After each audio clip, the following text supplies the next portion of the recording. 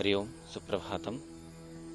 ಇಂದು ಸಂಸ್ಕಾರ ಭಾಗದಲ್ಲಿ ನಾವು ಬಹಿರ್ಗಮನ ಸಮಯೇ ಪಠನೀಯ ಶ್ಲೋಕ ಎಂದರೆ ಮನೆಯಿಂದ ಹೊರಗೆ ಹೋಗುವಾಗ ಹೇಳಬೇಕಾದ ಶ್ಲೋಕವು ಯಾವುದು ಎಂಬುದನ್ನು ತಿಳಿದುಕೊಳ್ಳೋಣ.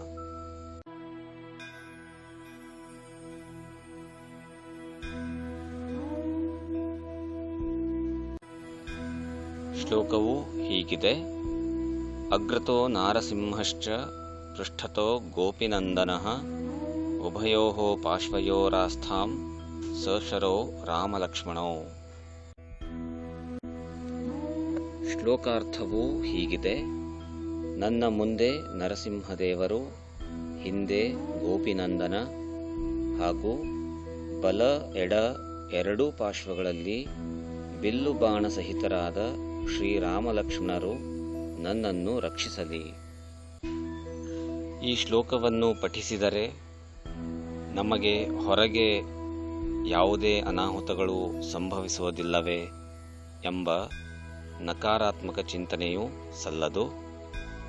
ಕೆಲವು ಸಾರಿ ನಾವು ಎಷ್ಟೇ ಎಚ್ಚರದಿಂದ ಇದ್ದರೂ ಕೂಡ ಮತ್ತೊಬ್ಬರ ತಪ್ಪಿನಿಂದಾಗಿ ನಾವು ಕೂಡ ಕಷ್ಟವನ್ನು ಅನುಭವಿಸುವ ಸಮಯ ಬರುತ್ತದೆ.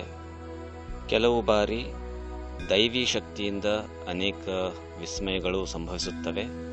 ಹಾಗಾಗಿ ದೇವರಲ್ಲಿ ನಂಬಿಕೆಯು ದೃಢವಾಗುವ ಉದ್ದೇಶದಿಂದ ಈ ಶ್ಲೋಕವನ್ನು ಹೇಳಬೇಕು ಎಂಬುದು ಅಭಿಪ್ರಾಯವಾಗಿದೆ. ಧನ್ಯವಾದ. ಜಯತು ಸಂಸ್ಕೃತಂ, ಜಯತು ಭಾರತಂ.